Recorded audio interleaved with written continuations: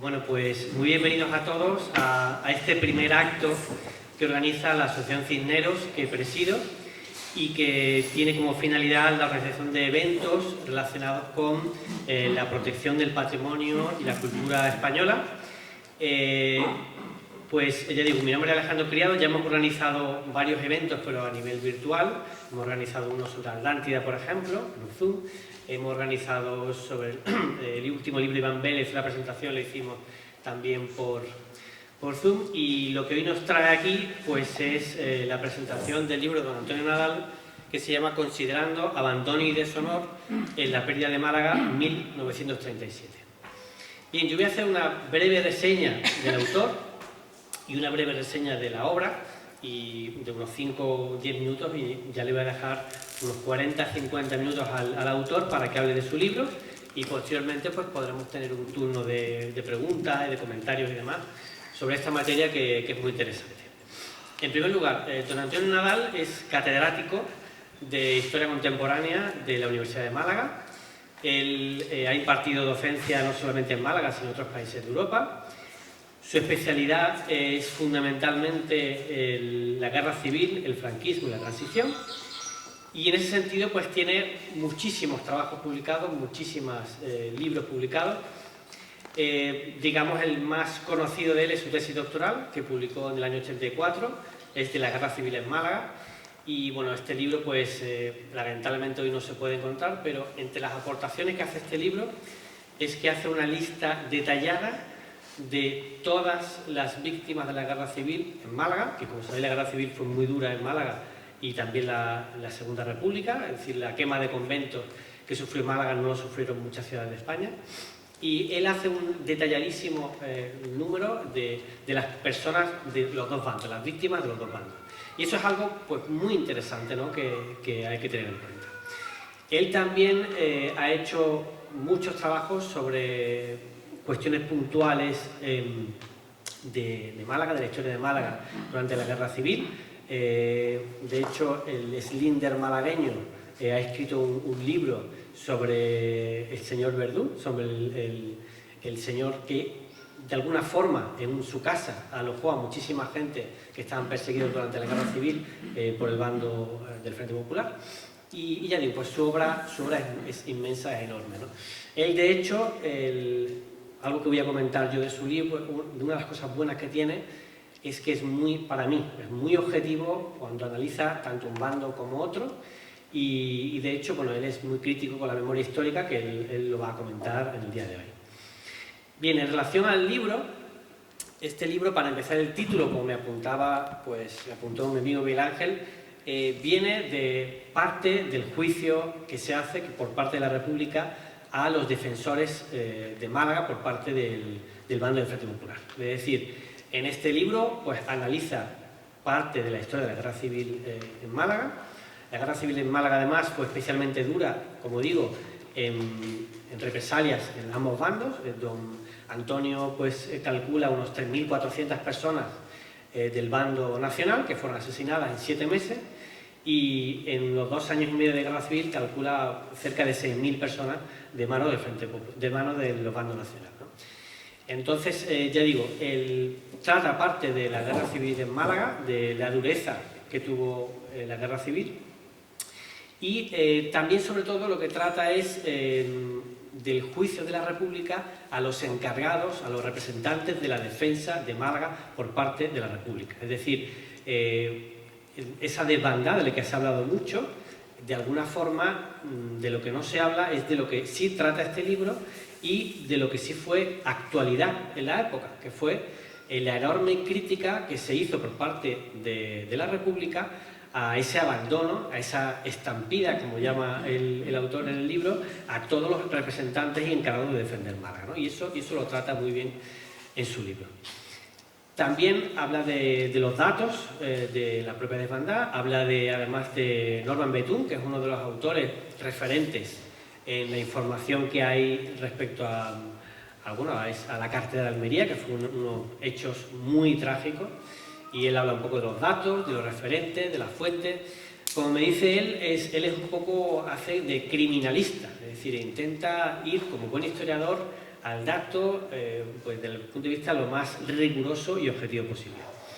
El libro a mí me gusta mucho, yo lo estoy leyendo, y cosas que me gustan del libro, a mí me gusta leer historia, y uno ve con alegría que lo mismo don Antonio habla bien de generales de un bando como de otro, habla de la honorabilidad de unos como de otros. Es decir, aquí vais a encontrar, para mí, lo que yo no he visto en muchos libros de historia, que es objetividad y criterio y rigor.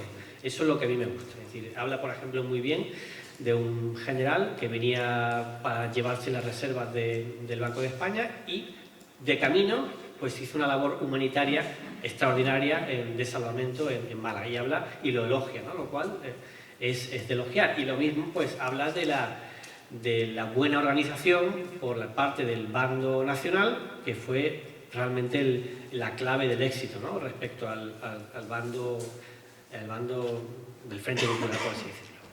Bueno, pues yo no voy a extenderme más, simplemente daros las gracias a todos por estar aquí. Deciros que en principio la idea era haberlo hecho en un sitio cerrado. Yo creo que es mejor la elección, aunque a mí me ha supuesto más trabajo de traerme equipos y demás, pero creo que aquí estamos mucho más seguros y más al aire, más expandidos. Y bueno, yo lo que espero es que disfrutéis de esta conferencia, y como digo, a los 40-50 minutos abriremos un turno de comentarios y preguntas. Así que yo le paso el micro a don Antonio.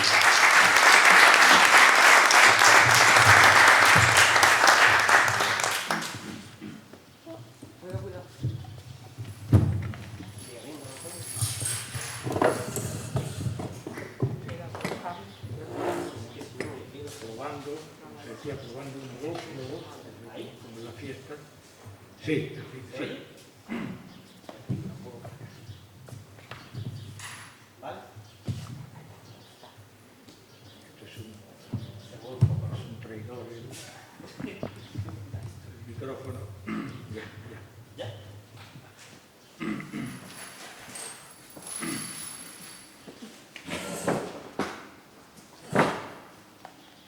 Bueno, muchas gracias, sin duda, a Alejandro, en primer lugar, por su amabilidad a la hora de presentar el libro. A todos ustedes, claro está, por su presencia. Quizás cuando uno aborda determinados temas adopta una especial fórmula que es el eterno retorno o la cultura de los cowboy. Si los cowboy siempre fueron jóvenes, daba igual que tuviera 15 años, que tuviera 80, y nunca aceptaron hacer trabajos a pie, lo hacían siempre desde el caballo, y en consecuencia, cuando uno lleva 30 años en fase de una especie de fase de combate contra la denominada memoria democrática, a la que uno tanto ayudó para que se convirtiera en un acto de construcción o de modificación de la historia, hasta que finalmente, creyendo que el Reich dura 1000 años, la versión de la vida convertida en eterna, o la versión de una técnica historiográfica se convierte en estructura y por lo tanto en algo estable, sólido, no cambiable, inmutable, y sobre todo se subvenciona y se pone al servicio del poder. Estamos en la batalla eterna entre la medicina y la homeopatía.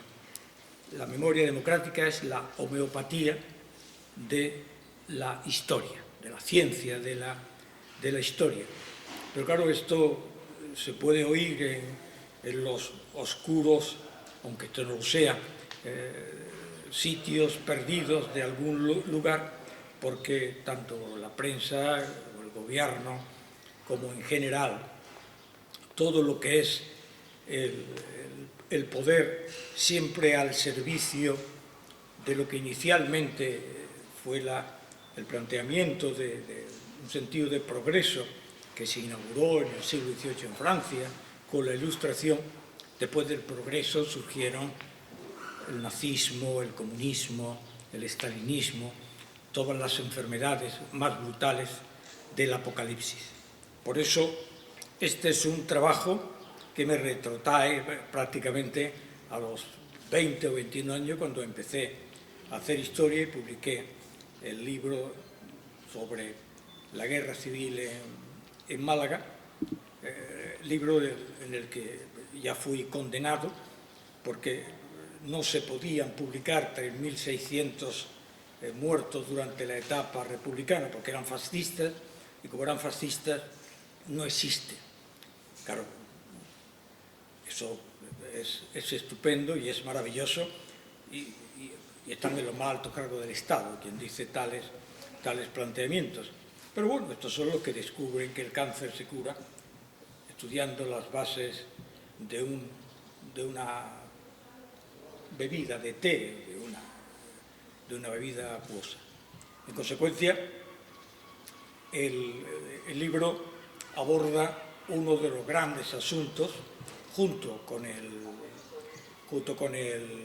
problema derivado de la muerte de García Lorca, los dos grandes asuntos más importantes de lo que podemos denominar la mitología de la izquierda política y la inversión ya por millones de la memoria democrática en este tipo de actividades fundadas, naturalmente, siempre en algunas pequeñas aportaciones sobre las que se ha escrito, se ha vuelto a escribir, se ha repetido la repetición. Y claro, en Málaga, entre los divulgadores sociales, los aprendices de la historia, ya hay otra posible división, que son los que han escrito sobre la carretera de Málaga-Almería y los que no han escrito. Este libro está absolutamente boicoteado en toda la prensa de Málaga. Lo comprendo, así como en las emisoras, lo comprendo. Pero es que yo nunca me atrevería a hablar de anatomía patológica, ni de ingeniería artificial, ni nunca sería tan insensato de hablar sobre la biología marina de Málaga. Pero como la historia es como la poesía, todo el mundo está capacitado para ello, e incluso cada vez que eres más insensato y tienes menos capacidad académica, tu proyección futura está más que garantizada. Pues naturalmente es obvio que que todos los que han escrito sobre lo mismo repetido más allá y han sido subvencionados y siguen siendo subvencionados, como ya hablaremos después sobre personajes como Norman Vistión.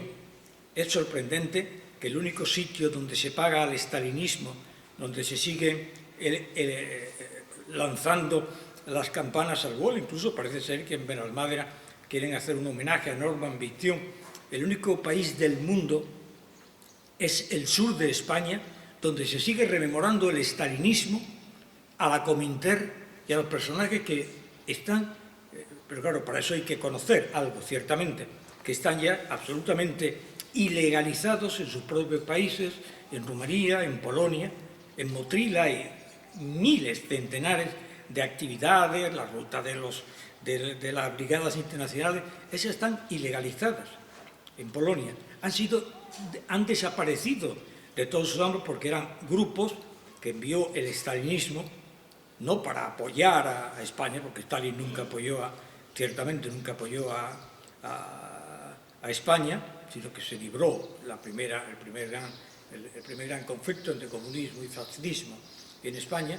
Entonces, es el único sitio donde se cumplimenta, se desarrolla, o sea, el estalinismo internacional queda reducido a Málaga, a la Junta de Andalucía y luego a todos los ayuntamientos que, sospecho, sin un conocimiento extremo, se disponen a hacer monumentos, medallas y todo tipo de reconocimientos a personajes cuya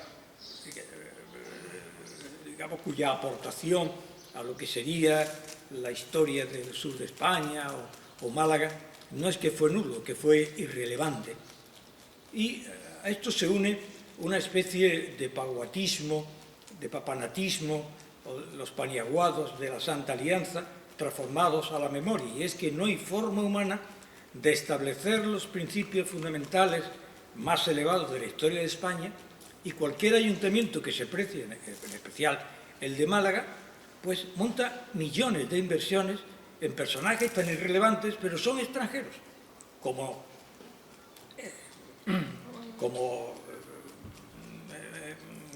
Norman Bithune, Sir Peter Chalmers Mitchell, todos los centros que están haciendo ahora una actividad sobre el Palacio de la Memoria, sobre personajes sin duda irrelevantes. No me gusta decir el nombre porque luego los directores de estos centros se enfadan conmigo porque se creen que lo que quiero es quitarle el empleo. Pero es que Gerald Brennan no da para gastarse millones, y la esposa de Gerald Brennan es verdaderamente insulta a la sociedad española cuando escribe en sus libros: qué sucias, qué asco me dan las mujeres de Churriana. Claro, la señora no se da cuenta que cuando unas personas que han vivido en el campo y cae una bomba de 200 kilos a 500 metros, la gente se orina encima. Entonces, es tal el desprecio, el culturalismo barato del extranjerismo en todos los ayuntamientos locales, que parece que la modernidad vino determinada por cada vez hacer más centros internacionales de alguno que pasó, que vino, que llegó, que vio. Pero esto es la realidad. Entonces, este es un libro del que yo sabía, y cada vez el silencio sepulcral que sobre él se impone de los medios públicos me hace pensar que tiene una gran dinámica política. Yo no voy a renunciar. Yo no he ido nunca a Canal Sur. Sobre mis libros han hablado todos en Canal Sur, me han copiado y han dicho lo que dice mi libro, pero yo no he sido jamás invitado a Canal Sur. Es más, no lo deseo, no quiero ir ni a Canal Sur, ni a los canales de Málaga. Yo no he sido invitado jamás.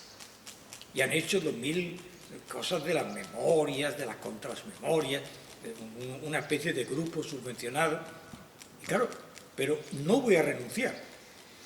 O sea, voy a ir a Canal Sur, porque sobre Canal Sur, con el tema de Málaga, han hablado 1000 indocumentados, 50.000 personas que no tenían nada que ver con el asunto. Y cuando hay un historiador que se ocupa de este tema durante los últimos 30 años, tiene derecho por ser un lugar público. No digo que tenga méritos, que contraiga méritos, sino que tengo derecho. Ellos me pueden rechazar por no tener currículum, pero el problema es que cuando se envía a una comisión de cultura de la Junta de Andalucía, y la comisión de cultura, quien va a juzgar tu trabajo, está compuesta por una experta de género, ahora será ya una experta trans, una experta de género, una luchadora, 2 antifascistas, una jueza por la democracia, y 2 historiadores que cuando tienen que opinar sobre mí, lógicamente, como los conozco, se ausentan, porque ¿qué van a decir? Si han sido alumnos míos y he participado en sus tribunales para no sacar las cátedras Pero es terrible. Pero bueno, terrible es todo, solo que como uno puede escribir algo de historia y encima se lo financia, pues todo es estupendo. Y claro, uno no se atreve jamás a llevar un libro a un ámbito público donde quien te juzga es una experta en género, una jueza, no un juez, una jueza para la democracia, 2 antifascistas, que desconozco exactamente cuál es la titulación, aunque ahora la titulación en muchos de esos ya no es licenciado, sino activista. Bueno, ¿activista qué será? Pues bueno, 2 antifascistas. Eso ya está descontado. Y claro, si no perteneces al estrechísimo ámbito de la inmisericordia, calidad de los antifascistas y de las expertas, pero naturalmente lo que más duele a un historiador que te puedan rechazar un libro diciendo no vale, bueno, pueden decir que un libro es de derechas, y ahora todo tiene ciertas características, no se sabe cómo un libro es de derechas, será por su forma, por su contenido, será por el color, bueno, Pues bien, yo cuando empecé a trabajar sobre ello en 1976, hubo un tema que yo saqué, sinceramente, que fue el problema de la huida de la carretera de Málaga a Almería, que después ha tenido nombres peculiares, con otros que yo me niego en rotundo siquiera a mencionarlo, porque si a un médico le dice a uno que tiene duodenitis, no le dice, tiene usted un dolorcillo en la parte superior de la barriga, no, duodenitis tiene una palabra exacta. Entonces, cuando se configura el frente de Málaga, queda una sola salida, que es la carretera de Málaga-Almería, que es la única parte en la que Málaga se puede conectar primero con la República y después con el gobierno de la República establecido en Valencia. En agosto cae Antequera, en septiembre cae Ronda y en consecuencia Málaga ya solo tiene una salida, entendiendo que por aquí no se puede llegar más allá de Estepona, y la única salida que tiene Málaga para conectar tanto por los ámbitos militares como, y son mucho más importantes, como veremos, el tema del mantenimiento, la estrategia para mantener, tanto en el ámbito militar como civil, los alimentos, la carne. Y claro, el problema es que cuando Málaga se va, a partir de agosto, cuando se pierde Antequera, Málaga se queda sin trigo. Cuando se pierde Ronda, Málaga se queda sin conexión con lo que era todavía la parte de Algeciras o de Sevilla.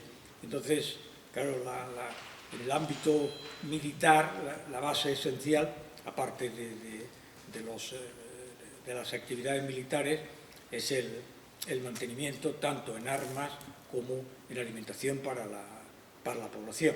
Y esto se va lentamente perdiendo, y hay algunos capítulos que he trabajado mucho sobre la marina mercante y sobre las actividades que se tienen para mantener Málaga con el hundimiento, etcétera, etcétera, que he trabajado, digamos, con gran amplitud.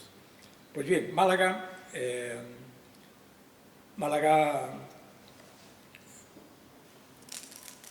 se dice pérdida cuando habla la República, se dice caída cuando hablan las tropas nacionales. Yo aclaro al principio, para evitar complicaciones, que el arma de los adjetivos la desprecio. O sea, no, la actividad científica, cuando está fundada sobre el adjetivo, es cada vez más lamentable, cada vez más triste, por lo tanto, renuncio a ella. O sea, si uno, cuando se publica algo sobre la memoria, se decían el régimen fascista. ¿Bien? Es discutible. El régimen franquista no fue un régimen fascista. Como en una conferencia me preguntó alguien, ¿cómo dice usted eso? Entonces yo le dije, no, fue peor que el fascismo. Entonces el hombre se quedó tranquilo, porque yo dije, el franquismo fue peor que el fascismo. El hombre se quedó tranquilo, pero el régimen franquista no es un régimen fascista, ni en sus primeros momentos, ni jamás lo fue. Dejo la calificación moral para quien quiera interpretarlo, pero no fue así. Entonces, en Málaga cayó el día 7 o 8 de febrero de 1937, pero en la guerra civil en Málaga, a la que, repito, tanto tiempo he dedicado, no puede decirse que fuese una actividad militar, acompasada, proyectada, como veremos. En el sur, lo que eran los frentes del sur, nunca hubo guerra, quitando los frentes de Córdoba, que eran con los que luchaba contra Miaja, el frente para no dejar paso la línea directa hacia Madrid, fue donde únicamente hubo, pero un frente central, no un frente del sur. En Andaluz hubo guerra de matanzas, en el sur hubo asesinatos, hubo guerra de sangre. Aquí no hubo ninguna campaña, no hubo ninguna ninguna batalla militar, no hubo ninguna descripción que podamos estudiar de las partes constitutivas de la defensa o del ataque. Aquí hubo quizás un elemento que después se glorificó, que fue la salida de la Virgen de África el 5 de agosto, en el que se pasaron las tropas, y el resto, pues fue sencillamente algunas pequeñas actividades. Ni siquiera el mito de Sevilla. Habrá que preguntarse alguna vez cómo una ciudad con 70.000 afiliados a partidos y sindicatos cayó en poder de una tropa de 40 soldados. Habrá que preguntarse por qué pasó igualmente eso en Córdoba. ¿Dónde está el campesinado? ¿Dónde está el campesinado revolucionario de la República Española que iba a tomar el poder? La guerra civil fue una guerra urbana, no se desarrolló más allá de las ciudades. El resto fue, para los nacionalistas, pequeñas campañas localizadas en que se iban tomando objetivos modestos, nunca estratégicos, porque en la guerra civil española, en el ámbito nacional, hay otro gran tema del que me ocupo, aunque no ampliamente, que es la visión que tenía Franco sobre la guerra, la visión política que tenía Franco sobre la guerra y la visión que tenían algunos otros militares, como Queipo de Llano, que es irrelevante en la caída de Málaga, como veremos, aunque aparezca, lógicamente, como el que estructuró y desarrolló junto a las tropas italianas el acto final de Málaga. En agosto de 1936 cae Antequera. El 12 de agosto, teóricamente, está la guerra acabada en Málaga. Si Antequera ha caído el 12 de agosto, y además en los estados mayores se estudia el bolsón de Málaga, porque Málaga tiene 4 bajadas naturales, Antequera, Loja, Alhama, y tiene unos frentes un poco más disueltos que fueron acompañadas de columnas transversales y de segundo orden, que eran las que vinieron por la costa. Pero el resto era prácticamente una caída hacia Málaga. Pero Franco detuvo la guerra en Marbella a expensas de tomar en septiembre Ronda. De esa forma quedó ya comunicado el estrecho con Sevilla y trasladó sus tropas hacia Madrid. Ahí acabó la guerra. El terrible silencio que se mantenía en Málaga sobre la censura, había centenares, miles de malagueños que no sabían que había caído Málaga y que había caído Antequera, que continuaron en una especie de mística revolución, donde naturalmente, y hago aquí un capítulo muy extenso, donde un montón de gente escuchaba Radio Portugal, escuchaba Radio Melilla, Radio Ceuta, escuchaban Radio Madrid, lógicamente, a través del EAJ9 Radio Málaga, escuchaban durante un tiempo Radio Antequera, que estaba todo el mundo perfectamente informado de las circunstancias que acontecían en los conflictos a nivel nacional y en torno a Málaga. Si uno lee la prensa o oye la radio de Málaga, el 8 de febrero el Popular y todavía siguen diciendo que el triunfo es nuestro y ya no había ni periódico ni habían salido prácticamente casi todos. La caída fue tan brutal que en un tiempo de 5 o 6 días fueron encarcelados y se le abrió proceso al subsecretario del Ministerio de la Guerra, al jefe del Alto Estado Mayor, general Martínez Cabrera, al jefe del Ejército del Sur, general Martínez Monge, al coronel jefe del Frente de Málaga, y se pidió al Tribunal Supremo, a la Sala Sexta del Tribunal Supremo, se pidió permiso para, cosa que publico aquí de forma detallada, para procesar al diputado comunista Cayetano Bolívar, que era el comisario político del Frente, al final no se aceptó y, en consecuencia, Cayetano Bolívar no fue procesado. Es un documento de 5.000 folios. Es terrible. Es terrible. Es decir, yo le llamo el ejército de riego, redivivo. Frentes con 10.000 hombres, con 2.000 o 3.000 sin armar, sin balas, sin estrategia, sin fundamentos.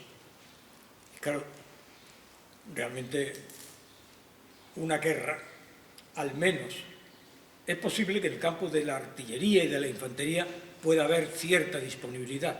En el campo de la aviación y de la marina hay que tener, digamos, la capacidad suficiente y los técnicos suficientes para poder llevar a cabo estos elementos. Claro, ahí se lee cosas terribles, parece el siglo XIX llevado a este punto. Al salir en octubre de 1936, es enviado a Málaga la primera misión soviética, el coronel Kremen, del que me ocupo. Es lamentable que todo esto se oculte, porque es que la campaña de Málaga fue la primera gran batalla que hubo entre la Legión Cóndor, la aviación legionaria italiana, y los Policarpov 17 y los bombardeos Katiuskas, las grandes, y hubo impresionantes ases de la aviación combatiendo sobre Málaga. Pero en Málaga estuvo la Legión Cóndor, sin duda, y estuvo la aviación italiana, pero estuvo también los extraordinarios aviones muy superiores a los Heinkel, que eran los Rata, que eran aviones conducidos por militares soviéticos que a finales del 36 llegaron a España. Aquí murió Malinowski, un aviador importantísimo, un gran aviador, y estuvo José Donetz, que fue después héroe de la Unión Soviética y uno de los grandes jefes de la aviación al que en la gran batalla de Kursk dirigió los operativos de la aviación rusa, fracasó y fue suicidado. De forma que la gran batalla de Málaga, del que me ocupo, es verdaderamente espectacular.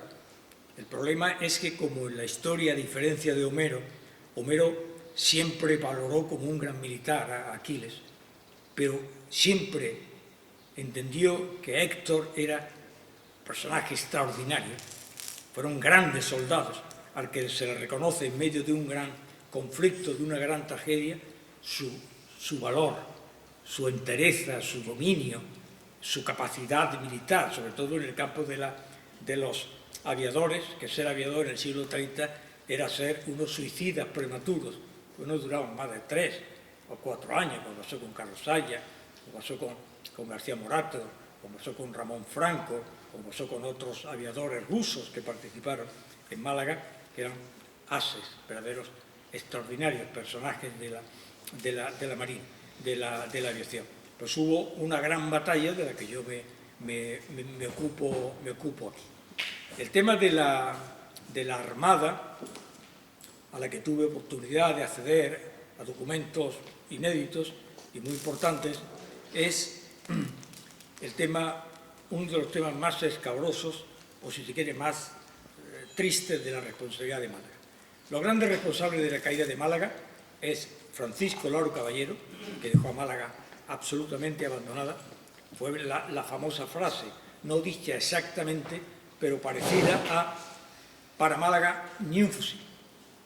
Para Málaga ni un fusil más, debido a la hegemonía de la CNT y a la dirección del Partido Comunista en el campo de la dirección política. Y él lo reconoce en sus memorias, reconoce que el responsable de no enviar y que él tenía que haber sido procesado, no sus subordinados, tenía que haber sido procesado. Y luego viene el tema de la Marina, donde está el gran responsable real de la pérdida de Málaga, que fue Indalecio Prieto. En octubre de 1936, cuando ya ha caído Antequera y ha caído Ronda, la única fuerza que tiene la República, muy limitada, en el Estrecho, es la Armada. ya que Málaga había quedado constituida como base naval de la República. La base naval de la República, Málaga no tenía capacidades estratégicas para ello, pero fue establecida porque Cádiz había caído en manos nacionales y Ceuta y Melilla estaban igualmente en manos nacionales, aunque siempre Franco prefirió Ceuta a Cádiz como lugar mucho más seguro para el mantenimiento de la flota. Pero en octubre, de acuerdo con el Partido Nacionalista Vasco y de acuerdo con el gobierno vasco, se lleva para fortalecer o para impedir la toma de Bilbao, se lleva la Armada Republicana al País Vasco. Se acabó.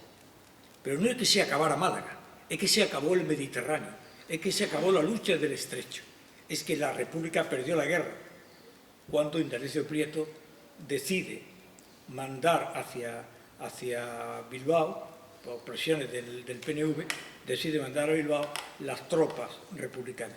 Claro, en ese momento baja el Baleares, que todavía estaba prácticamente, estaba todavía casi en formación, baja el Canarias y se hace con un absoluto dominio del Estrecho y del Mediterráneo, junto, naturalmente, con los ingleses, que son unos personajes tan maravillosos como extraordinarios. Los ingleses apoyaron siempre, incondicionalmente, sin ninguna duda, a Franco. Jamás hubo la menor duda. Ellos mismos fueron los que establecieron y se pusieron a la frente de la Comisión de No Intervención. Lo que pasa es que luego, dentro de las sociedades inglesas, hubo algunos que aportaron armas, soldados, militares, brigadas internacionales, apoyo internacional, etc. Pero el Estrecho y sobre todo Gibraltar prestó siempre, al igual que después los alemanes y los italianos, y me ocupo aquí, un trabajo extraordinario del almirante Moreno, prestaban información logística e información estratégica desde Gibraltar. Los marinos, el almirantazgo, tenía verdadero horror a esa especie de redivivos marineros de Crostan o a los comités de soldados y de marineros de Alemania de final de la Primera Guerra Mundial. Y naturalmente, cuando cae Málaga, la primera representación que llega a saludar al coronel Borbón es, lógicamente, el almirante, el almirantazgo, que viene a saludar a Queipo de Llano, se fotografía, y esa era supuestamente lo que se creía en parte de la sociedad europea, que eran los que apoyaban a la República. En octubre del 36, lógicamente, cuando sale la Armada, ya hay por parte de Queipo de Llano, ya hay por los estrategas de la Armada, la primera petición de tomar Málaga. Lo que pasa es que Franco no tenía ningún interés en Málaga. Hay como he llegado casi a una conclusión, lo que pasa es que las conclusiones para un historiador no son factibles, pero da la impresión de que desea que se siga manteniendo el horror, el terror, la creación del símbolo del terror rojo en Málaga para que fuese visto por todo el mundo, de que Málaga tenía una gran proyección internacional. El hecho es que la primera oportunidad que tiene, cuando llegan las primeras tropas italianas, que eran tropas muy malas, técnicamente muy malas, pero introducen por primera vez en la guerra internacional la infantería motorizada. La infantería motorizada, que después fue central en Europa, en la Segunda Guerra Mundial, se emplea en Málaga, que son esas fotos que se ven de los carritos de combate no muy grandes, pero la verdad que los soldados italianos eran muy flojos, muy malos, siempre fueron muy malos los italianos, y a la semana y pico fueron derrotados por la República en Guadalajara. Pues bien, en octubre, cuando queda Málaga, intentan venir, pero Franco vio la oportunidad y les ofreció, sencillamente, en una especie de ejército teórico de Estado Mayor, le ofrece tomar Málaga. Tomar Málaga con todas las garantías, sin enfrentamientos, sin luchas, sin muertes, porque las tropas republicanas se iban a ir retirando, tal y como ocurrió. El problema no es que se retiraron, es que huyeron prácticamente debido al descontrol, a la falta de protección, a la falta de ánimo, al desorden. Entonces, sencillamente, las tropas avanzaron hasta llegar a Málaga. El problema, y ahí es donde está el centro terrible de este libro, es que en el procedimiento judicial que se abre para la República reconocen que los 40.000 que podían estar defendiendo Málaga, más 10 o 12.000 que vinieron de los frentes, llegan a Málaga, se unen con las familias, se unen con los paisanos y, sin control de ningún tipo, salen huyendo por la carretera de Málaga-Almería. El día 7, por la tarde, hay una reunión en el Gobierno Civil donde asiste, en el informe oficial ponen el gobernador militar, el representante de la CNT, el representante del PCE, Cayetano Bolívar y el coronel Kremen, Vasili Ililevich Kremen, que significa pedernal, que fueron los que decidieron salir. Claro, en el informe oficial no puede aparecer el coronel Kremen porque la República, que estaba denunciando la intervención de Italia y de Alemania, no podía reconocer que estaban las tropas soviéticas en Málaga. Pues bien, estos deciden salir. No le avisan a la base naval. El Prieto incluso tiene conocimiento cuando ya están pasando Torrox. No se le comunica nada al gobernador civil, que tenía que haber establecido algunos criterios para sacar adelante un importante número de personas, de las que yo me ocupo y ahora lo precisaré, que salen, digamos, sin ningún tipo de control, huyendo para Málaga. El representante de la Marina, Baudilio San Martín, que es uno de los militares a los que yo le reconozco su honor y su magnífica visión de la realidad, llega a la comandancia militar, llama a Marina a Madrid y dice: no hay nadie. ¿Cómo que no hay nadie? No hay nadie. Se han ido. Entonces se va a Italcable, en Italcable conecta, y es cuando Prieto puede hablar con el coronel Villalba, pero ya se habían decidido ir a formar un frente, primero en Vélez, después en Nerja, y como no había posibilidad, se han ido a Motril.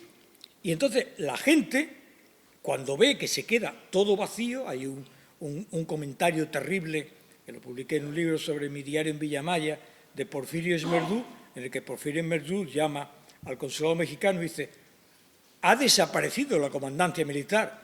Y dicen: ha caído una bomba. Y dice: no, no están. O sea, sencillamente, incluso he obviado, porque hay cosas que son tristes y por lo tanto innecesarias y cuya crueldad afecta a mucha gente, la manera en que salieron, la manera en que huyeron de Málaga, utilizando medios propios y dejando prácticamente a todo el mundo que saliera. Y ahí viene el gran asunto. Primero, el gran asunto es quiénes son los que salen. Porque el crimen de la carrera de Málaga-Almería, de Norman Fitton, y en general, este es uno de los libros más relevantes, fue importantísimo. Bertolt Brecht, Picasso, todo el mundo, fue uno de los libros más importantes de la Internacional Comunista, de la Cominter a nivel internacional. Un pequeño folleto, la carrera que yo escribo aquí, haciéndole algunas o muchas aclaraciones a pie de página, y realmente la carretera de Málaga a Almería se entiende o se explica que era la población civil que huyen de Málaga. Claro, hace poco me envían un documento en el que ya van por 350.000 los que habían salido de Málaga, y ya en la pistola de los adjetivos ya habían utilizado una K-47, porque ya la salida de Málaga era el acontecimiento criminal más importante de la guerra civil, solo comparable a la guerra de los Balcanes. Es decir, la capacidad que tiene uno para establecer sus criterios historiográficos es apasionante. Yo trato de enumerar con enormes dificultades porque primero el perfil del que sale. El perfil del que sale es parecido al de cualquier guerra en el que el enemigo va penetrando en el interior y los adversarios huyen. Claro, la población civil en una guerra civil no es la población francesa perseguida por los alemanes o por los rusos. La población civil está, y he ido contando, también con Marbella, por todos los pueblos, lo que era la represión republicana. Claro, si en una población como Antequera, en 18 días hay 140 muertos, cabe deducir en una guerra civil que de 140 muertos, al menos 2.000 personas en el caínismo de la guerra civil, más de 2.000 personas, entre parientes, votantes del Frente Popular, conocidos que participaron, familiares de los que participaron, triste o trágicamente, salieran de Antequera. Si uno hace eso con Gaucín, estamos en las mismas. Si se hace con Fuengirola, estamos en las mismas. Es decir, salen aquellas poblaciones que temían ser represaliadas, sin duda, no solo por las tropas, sino por los propios. O sea, cada uno sabía quién había intervenido en la muerte de su padre, de su madre, de sus tíos. Claro, he ido estableciendo pueblo por pueblo todos aquellos pueblos donde hubo represión republicana y he obtenido unos porcentajes que son aproximados y que he ido tirando siempre, limitando hacia abajo para no extenderme, y claro, me han dado aproximadamente unos 40, 50.000 personas, no 350.000, evidentemente, y luego he ido también estableciendo el número de población. Ahora que se habla, 350.000 salieron de Málaga, a los que se le unieron los pueblos por donde pasaron, que era desde Rincón de la Victoria hasta Torrox, Vélez Málaga, Motril. Naturalmente he ido contando el número de habitantes de estos pueblos, en el que más que podía tener a 20.000 Vélez Málaga, la Cala del Moral tenía 5.000, el otro tenía 3.000, es prácticamente imposible. Por eso decía Alejandro que es una labor detectivesca, es una labor de ir contando, porque los historiadores no hablamos del miedo, los historiadores tenemos que contar, si es posible cuantificar el miedo, el terror, el pánico. Entonces, los que salen de Málaga son personas responsabilizadas, directa o indirectamente, en el trágico marco de una guerra civil. Desde luego, las derechas no salen. Claro, contando en Málaga, conté en Málaga. Cuando se dice una población de 150.000 salieron luchando, perdón, 150.000 habitantes, de los cuales le quitas el 20% contando de 1 a 5 años, y de 65 a 90. Ya se quedan en 70.000. A eso le quitas 20.000 votantes de la derecha, que tampoco salieron. Y a eso le quitas entre 10 y 17 años, o le quitas y le quitas la abstención, la gente que se abstuvo, y entiendes que todos los que votaron al Frente Popular eran destacados antifascistas que lucharon y que salieron de Málaga. Por lo tanto, eso, una población de 150.000, no, por Dios, no hay una población de 150.000. En la guerra no se cuentan los niños de 1 año, ni los ancianos, no se cuentan. Todos los porcentajes, más unidos a los que vienen de los frentes, dan aproximadamente una población de 100.000, con una gran diferencia, todos unidos, soldados, milicianos, armas, población civil, familias, gente a la que se le ha tocado la puerta y dice, vámonos, yo no me voy, es que eres fascista, no soy fascista, me voy, todos los mecanismos crueles y terribles que se suelen producir en la guerra. Estos son los que salen. Los que salen. Aparece después el gran tema, que es el que he procurado tocar con una exquisitez terrible. Claro, los responsables de ese tipo de salida son las autoridades republicanas. O sea, las autoridades republicanas tenían que haberse quedado aquí y organizar, quien quisiera marcharse en dirección a Almería, tenían que haber organizado la salida, no la evacuación. No hubo evacuación jamás, no se habla de ello. Yo publico aquí el escándalo de la Sala Sexta del Tribunal Supremo cuando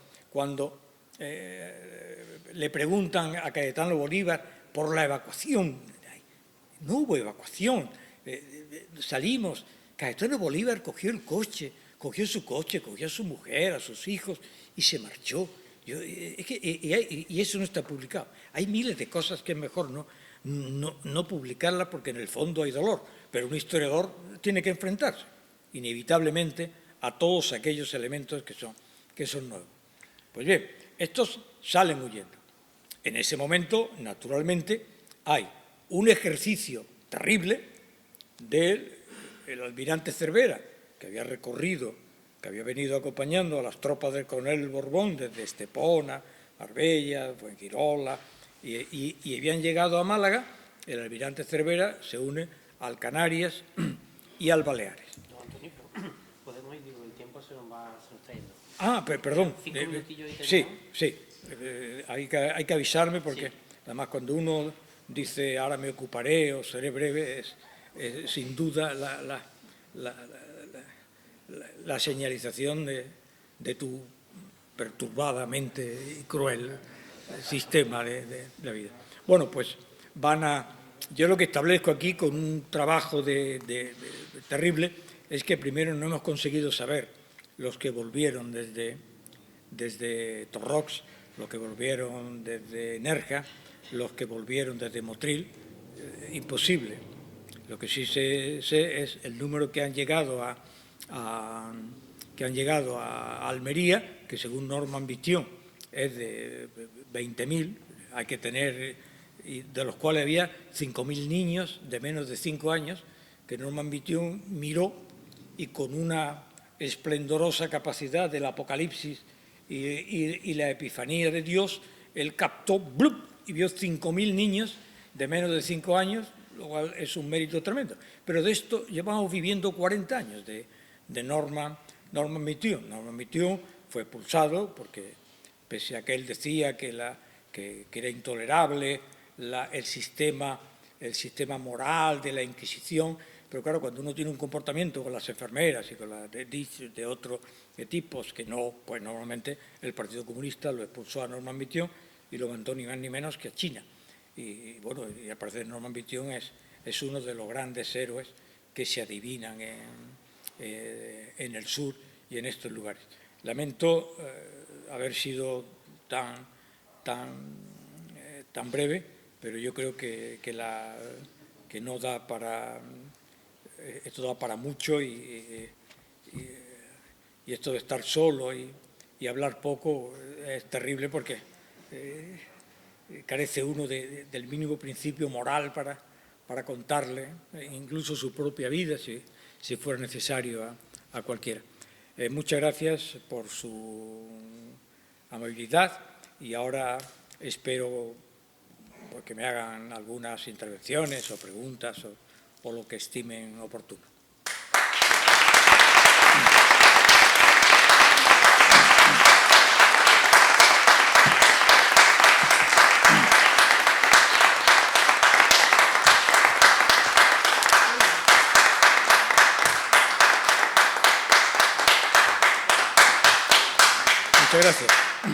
que conste que no son familiares míos ni han sido rigurosamente regados con ningún sistema. Muchas gracias. En serio. Bueno, don Antonio, muchísimas gracias Muchas por gracias. la intervención. ¿Me oís, verdad? Porque ahora no me oís, ¿no?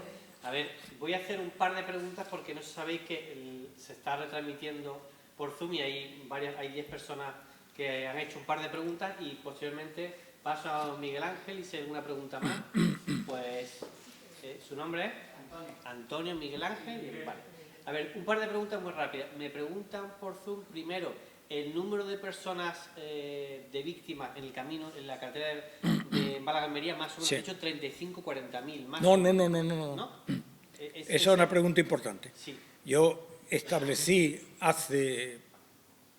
Dios mío, que si digo el tiempo ha parecido uno demasiado viejo. Pero vamos, en 1976 yo hice el recorrido de Málaga-Almería con varios comisarios políticos o con gente que habían tenido influencia en aquella época. El problema es que ahora se publican libros de gente que tenía un año y que al parecer recuerdan perfectamente cómo aconteció todo aquello. O algunos que han oído algo y le publica la Junta de Andalucía, naturalmente se lo publican todo porque son libros de una solidez extraordinaria. Pues bien, yo nunca he podido establecer, y entonces yo dije un número del que me he arrepentido siempre, que fue la contabilidad entre kilómetros, el número de personas y los propios testimonios. Entonces yo puse en torno a 3.000 personas. Yo eso lo he rectificado y lo anulo. No tengo, o sea, no hay un solo documento,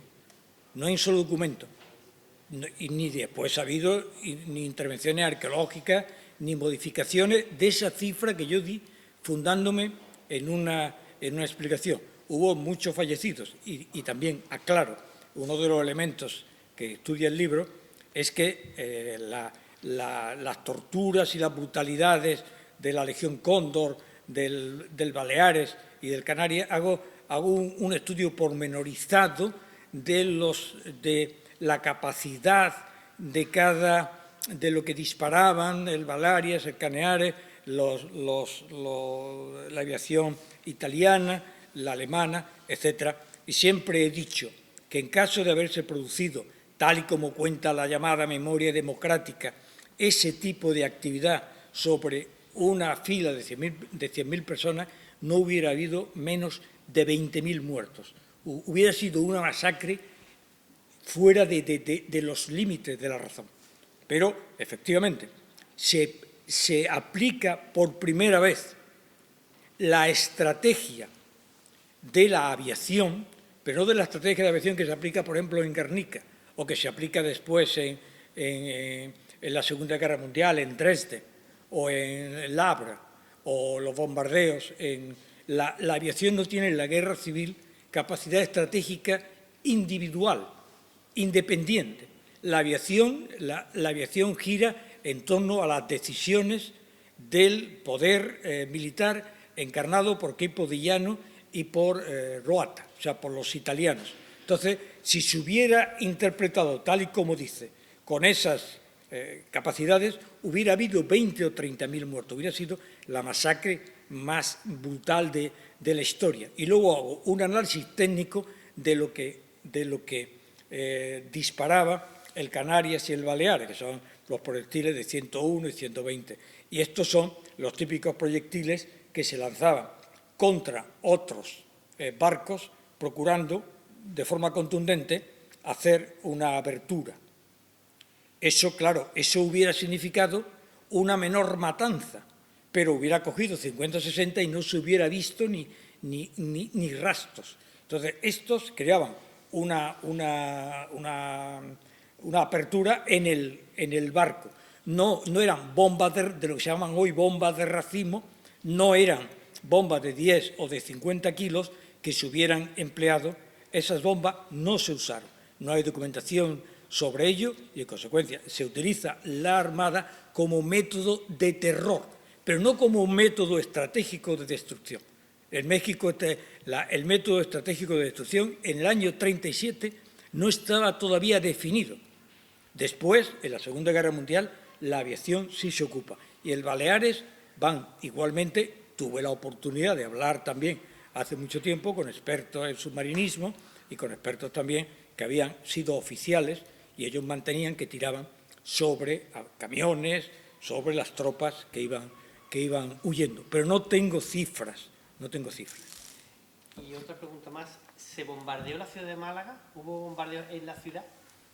Cuando entraron los... No, pasaron varias veces el almirante Cervera y pasaron en términos técnicos en zafarrancho de combate. Pero no porque, como se lee en los documentos, la ciudad estaba vacía. O sea, cuando entran, ya se veían la gente llegando a Torrox. Es que la gente, es que Málaga cayó el día 8 y el 7 por la tarde fue cuando salieron de Málaga. Y por eso Norman Mitjun miente, porque Norman Mitjun llega a Almería el 10 de febrero por la tarde. Y aquí habían salido el día 7 y él ve un grupo de personas, que él dice que son 20.000 y 5.000 niños menos de 5 años, llegando a Almería, pero de resto no tiene ni idea. Y eso se ha convertido en la Biblia laica de la memoria democrática. Y se lleva invertido millones de euros en toda esa inmensa tragedia, pero una tragedia que hay que encontrar quiénes fueron los responsables. Los responsables fueron los que no organizaron los responsables, los que no organizaron, y luego, ciertamente, hay un problema que sobre Málaga gravita desde el principio. Y es que no se creen que estén en una guerra civil. Viven lo que yo digo en el libro, una borrachera de libertad. Se dedican a hacer la revolución y se convierte en crimen. Pero ¿dónde está la revolución? ¿Qué revolución? No se colectiviza nada. Cuando se dan cuenta, se colectivizan el tren y 4 bares. Cuando ven que la cosa no prospera, se la vuelven a entregar. Y entonces, claro, es que la mentalidad revolucionaria es un proceso muy largo.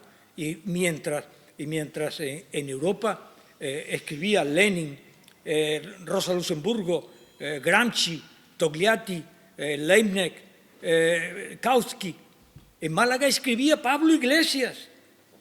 Es que un país tan revolucionario, ausente de cualquier teoría política, es un drama, porque se deriva hacia el crimen. O sea, no había teoría política. O sea, si hubiéramos tenido un Gramsci, esto hubiera sido extraordinario, pero aquí escribió Pablo Iglesias, algunos artículos de periódicos, y después la pasionaria. Esos son los dos grandes teóricos, porque los socialistas, ni Fernando de los Ríos, ni Besteiro, eran liberales y filosóficamente eran racionalistas del ala, yo diría que kantiana, no más, pero no eran marxistas. Perdón. Miguel Ángel. Gracias, Alejandro. Profesor, ha dicho Alejandro que su libro es prácticamente inencontrable. Hay que dar alto para que te diga. Inencontrable por su poca fe, porque podría haber pensado que yo lo tenía en mi biblioteca como lo tenía de otra manera. Y me lo he traído, puede pensar que con la malísima intención de recoger la firma. Aparte de adquirirle de nuevo. Yo más que felicitarle le voy a dar las gracias. Le voy a dar las gracias porque usted en este libro ahora lo que continúa es el capítulo final. Sí, pero el capítulo final de mi propia comprensión dramática. Porque cuando uno empieza diciendo el libro, yo he escrito un libro sobre el PSOE, que lo presentaré, si es posible, aquí o en otro, en el que pido perdón por haber escrito ese libro, y lo hago ampliamente y desarrollado con toda documentación. Yo soy un historiador. Y le agradezco, no sé si al espíritu, a la epidemia, a Dios o a la naturaleza, que me haya permitido no ser como mis colegas.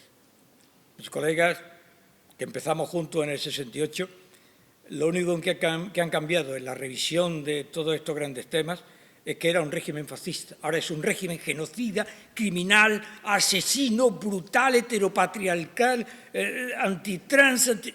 Eso es lo único que se ha cambiado. No se ha investigado nada. Entonces las palabras son terribles, los adjetivos son insoportables. Y entonces esto es posiblemente la maldición que tengan las personas críticas, y es que uno no acaba de ponerse finalmente de acuerdo con lo que quieres. Eso te invita a la soledad y te invita a tener un considerable número de enemigos a los que hay que estarle agradecido. La pandemia me llevó a leer el resumen de la causa que existe elevado en Internet, en Paris. Exacto. Pero claro, lo más interesante no es el resumen, que el resumen es muy breve, lo más interesante es el índice. Terrible. Que son más de 5 Terrible. Pero eso es un proceso del Tribunal Supremo. Me refiero que no es que cuando se dice la República se puede pensar que fueron los tribunales populares, 2 o 3 anarquistas. No, son los... Bueno, en Barcelona. Es que el Tribunal Supremo se pasó de Madrid a Valencia y de Valencia a Barcelona. Y en las Cortes españolas, en el Castillo de Montjuïc. Entonces, es un documento muy bueno, es decir, es la relación es un documento de la antigua tradición jurídica española, porque claro, eran de la República, habían quedado en la República, habían quedado en Madrid, y entonces son gente de un altísimo nivel. O sea, los miembros del Tribunal Supremo son de altísimo nivel. Y claro, al final, el problema del procedimiento es que, de acuerdo con la estructura judicial no antigua, tradicional del Tribunal del Código Penal español, solamente procesan y encarcelan después al que toman infragante, que es al coronel Villalba. A los otros lo exoneran, porque puede ser que sí, puede ser que no, pero claro, eso es un procedimiento judicial. Eso es un procedimiento judicial, porque el otro no está demostrado. Yo dije que se envió, llegó, no llegó. ¿Por qué no llegó? Ahí hay elementos que pueden ser, entonces se condena y las Cortes no aceptan el procedimiento de Cayetano Bolívar. Ahí iba yo por el tema de Villalba, porque leí el índice. Sí, es el único que encarcela. Que es accesible a través de Internet y el resumen. Pero me interesa conocer en su día, porque yo soy turista como Alejandro. Pues es un procedimiento magnífico. Desde el punto de vista del Código de Justicia Militar de 1890, Magnífico. republicanizado, pero que tiene que ser interesantísimo. Magnífico. De documentos, tal como... Yo aquí me ocupo de algo, pero tuve que verlo con un amigo mío que es abogado, porque es un gran procedimiento. Y ahora le quería decir una cosa muy breve sobre Villalba. Usted ha tocado la entraña misma de la guerra civil a través de esa persona. Sí. Le voy a decir por qué. Sí, el personaje, No sé si usted lo conoce, pero si yo lo sí. Es el caso de 2 hermanos. Sí, 2 militares, uno de mayor graduación, que es José Villalba, que es coronel. y su hermano Álvaro, que era capitán, que estaba en Roma. Álvaro se subleva en Roma. Sí, José parece que tenía contacto con la sublevación, pero no termina no se subleva. sí, aquí lo escribo, sí, pero contaban con él en el frente de Aragón. Él estaba en contacto con Cabanellas y con todos los militares golpistas. ¿Por qué no se sublevó? El Partido Comunista siempre dijo que Villalba era un traidor. Siempre. Cuando se dice que la guerra civil es una guerra entre hermanos, este es un caso para Sí. su hermano Álvaro y Sí. la historia de Álvaro no la cuento usted en las listas que publicó está Álvaro. Sí. La sublevación es muy breve en Ronda. En Ronda no hay tropas, se la han llevado algunos meses antes y lo que queda es una caja de reclutas. Al mando de un teniente coronel, del capitán Villalba y de 6 soldados. Sí. El teniente coronel junto con Villalba y los 6 soldados van al ayuntamiento a proclamar el estado de guerra. Sí. No se puede proclamar, hay un enfrentamiento a disparos allí y hieren únicamente a Villalba. Villalba lo llevan al hospital y lo sacan a los par de días para asesinar. Eso es lo que hace. Sí. Entonces, yo lo que me retrotraigo a lo primero que le he dicho. Digo, más que felicitarle, lo que quiero es darle las gracias por darle continuidad al capítulo. La suerte de haber tenido delante de ustedes. Pero De eso, que ya me gustaría verlo. lo que pasa es que hay 2 problemas en los historiadores. Uno es que hemos desechado la historia militar. Otro, hemos desechado la historia de la Iglesia. O sea, aquí todo el mundo escribe sobre la represión religiosa y no han entrado en un archivo diocesano, no han leído un boletín episcopal, no saben lo que es una visita ad limina, no tienen ni idea. Y son libros y libros, y esto, pero vamos a ver, usted, claro, criminal, asesino, fascista, eso sí, eso es perfecto, tiene usted garantizado en el Canal Sur 5 o 6 episodios, pero no es posible. Y entonces, otro tema, tengo publicado ya, que saldrá en septiembre, un libro sobre la masonería en Málaga. Pero claro, el procedimiento de la Ley de Responsabilidades Civiles y el Tribunal de la Masonía y el Comunismo, eso jurídicamente me ha costado sangre, porque es que, claro, un considerando no es un... estamos considerando, no es